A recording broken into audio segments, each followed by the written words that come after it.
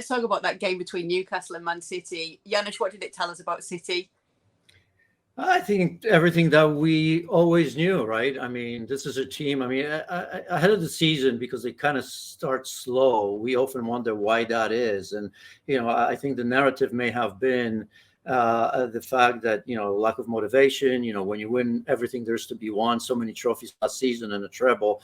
And I think part of that is true, but part of it is also an experience of knowing that, let's just keep ourselves in the race. And then when the time comes, that motivation is going to come automatically, because at this time of the year, it doesn't really matter how many times you've won it. The competitive nature of every player in a club kicks in. And these players all of a sudden are saying, okay, well, let's see if we can do it again, because, we're relatively healthy. We're in a good position because we kept ourselves in the race. We're within the reach. So why not have a go at it again? So, with Kevin De Bruyne, we've always knew that when he comes back, he's going to make a difference. I think I said it to you a couple of weeks ago, that even if he was just standing there, he's that sort of a player, and he proved that almost immediately. Erling Haaland coming back, it's just incredible. I mean, one of those games that part of me thought that they were going to draw level. I don't know if I thought they were going to win it, because it was a pretty wide open game, a pretty good game on Newcastle's part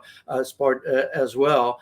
But look, winning it late with De Bruyne, which is a story in itself, is going to give him, that extra motivation that he certainly doesn't need, and the rest of the league don't need. Just an incredible story. Just overnight. Again, I think everybody right now would put their money on Manchester City. It is the headline story from this clash, isn't it? Kevin De Bruyne's return, game-changing substitution from the bench, Rob. Yeah, I was at St James's Park on Saturday, and it was interesting because you go to St James's Park, the atmosphere there is so fiery, it's so intense. The minute that Kevin De Bruyne stepped onto the touchline, you could feel the energy drain away from the Newcastle fans. Even the Newcastle fans around the press box were all turning to each other, looking at each other, thinking, oh no. You could hear some of them saying those exact words. And all of a sudden, the team began to sit back a little bit. The energy out, the players looked like it had gone. There was even an expectation. Kevin De Bruyne walked onto the pitch and immediately took a free kick. All the Newcastle fans were looking at each other thinking, this free kick's going in the top corner straight away with his first touch. Obviously it didn't, but eventually Kevin De Bruyne had that game-winning, that match-winning effect. And, there are very, very few players in the world who can have that effect on a stadium like St James's Park. There are fewer still who can back that reaction up with a performance that wins the game. I just thought that from the minute that he stepped out onto the field, it felt like City were going to win that game. And to do it in the way that they did with De Bruyne's goal, just passing it into the corner from the edge of the box, and then that pass to Oscar Bob for the winning goals. I actually felt a little bit sorry for Oscar Bob, because it was a magnificent take at pace with pressure from Kieran Trippier. Wonderful feat to put the ball in the net. But obviously everyone afterwards is talking about Kevin De Bruyne because it's Kevin De Bruyne. Yeah, and obviously, because that took it away from it. The fact that it was him. It was just one of those games where it felt like every goal was amazing. That was a perfect advertisement for the Premier League, but also for what we can expect from Man City in the second half of the season. We get that never say die attitude from them. So, Janusz, just going back to that even led to your point that Kevin De Bruyne could just be stood on the sidelines and he'd scare everybody. And that feeling that Rob was talking about at St James's Park and the Newcastle fans, even just having that already nervousness with him coming on. Haaland's been out. City have been doing pretty fine without him right now. Does it tell us then that the likes of a Kevin De Bruyne and here you go, Rodri are the real MVPs of Manchester City?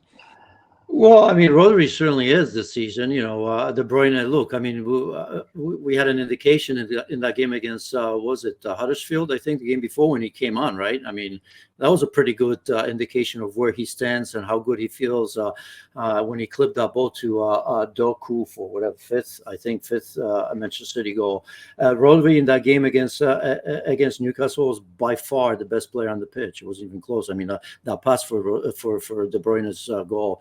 That was just an icing on the cake, right? I mean, he had like 150 touches or somewhere there, 93% passing accuracy, I think, out of 144. He delivered 134. I mean, these are insane numbers away at St. James's Park. I mean, he does it game in and game out. I mean, there's hardly any game where you can look at him and say, well, he was below par, right? I mean, he'll make a mistake sometimes. Maybe sometimes he won't track, or maybe there's a mistake on a goal that Manchester City commits because he's sick and late. But I mean, if you look at his game overall, I mean, to me, he's, you know, no matter what happens, for me at least personally, no matter what happens for the rest of the season, he is by far the most important player for Manchester City. And De Bruyne, of course, will be. Haaland is going to pick his spots as well, and when he comes back, he's going to score a number of important goals. You know, how many this season? It's less important. It's when he scores the goals. But you know, you look at Kyle Walker, you look at all the players. You look at Foden, who's kind of filled in that spot. Although we saw De Bruyne wide a little bit more, but Foden obviously is thriving in that central, which I think Pep Guardiola wanted him in for the longest time, but it just didn't seem that he was getting it, I guess, to put it bluntly, but he is now. Do you know what's funny as well, Rob? I remember one of my friends who's also in this industry having an argument on a podcast when Rodri was coming from Atleti, and they were saying, well, is he actually going to be able to offer anything at Man City? Because he's been playing in a really defensive system at Atleti. And I was like, well, that's almost unfair in itself, because you've not seen him in Pep Guardiola's system, but still, do you think anybody expected him to be as good as he has been, other than Pep Guardiola? No, possibly not. I mean, there have been times early on, especially where he wasn't playing particularly well. There were City fans who were kind of getting onto him a little bit at one point, you know, quite early on in his City career. It was interesting that, you know, he got a lot of plaudits after the treble, obviously, for the way that he played, and he spoke a little bit in the summer about his kind of development under Pep Guardiola, and he said, you know, that Pep had given him very, very simple instructions, little things like that Pep thought he was moving too much, that there was a kind of an art to standing still in that position, that you find yourself in better positions, you can scan a bit more, and so he's obviously developed quite a lot under Pep Guardiola, and it is interesting to note that he has kind of come from this point where, you know, there were question marks over him from a few City fans, to the point where Yanis is completely right, that if you were to ask any City fan now, there's one player who's going to play every single game between now and the end of the season, who would you pick? And 95% of them would pick Rodri. Part of that is because Pep Guardiola hasn't really got a replacement for Rodri. It should be Calvin Phillips, but Guardiola just doesn't like him at all.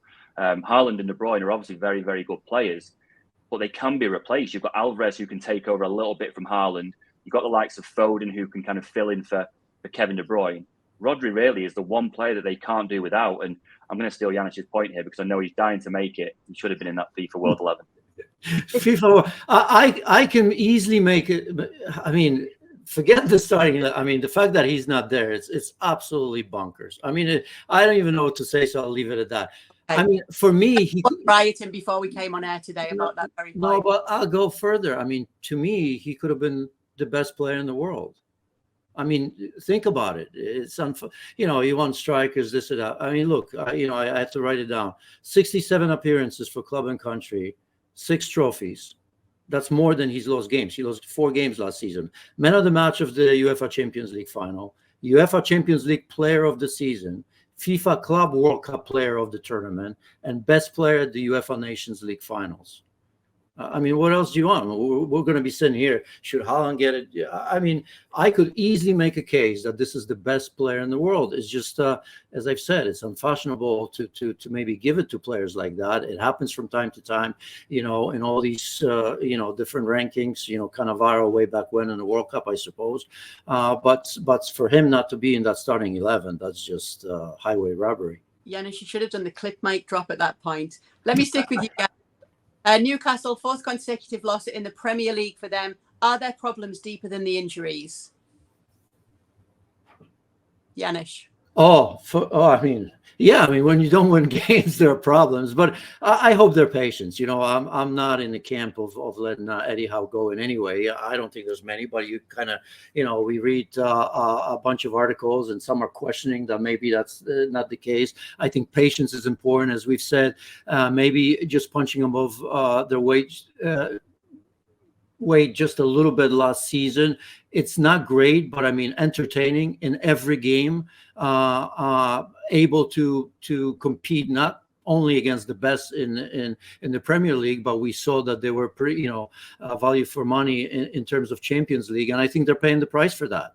The Champions League came a little bit too quickly, and with the number of injuries and the sort of injuries they're getting, it just becomes difficult, right? I mean, on one hand, you want to be in that competition, and they show themselves very well.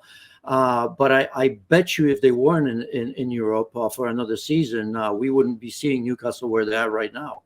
And, lots of injuries. And now Joelinton, I mean, that's a key injury in general. I mean, if you look at him, I mean, he's so important. I never thought I'd say that a few years back, but not having him there cost them some games, I suppose. So, I think, for me, patience. Yeah, I mean, I don't like it. Yeah, they probably shouldn't be there. They're much better than the position in the table.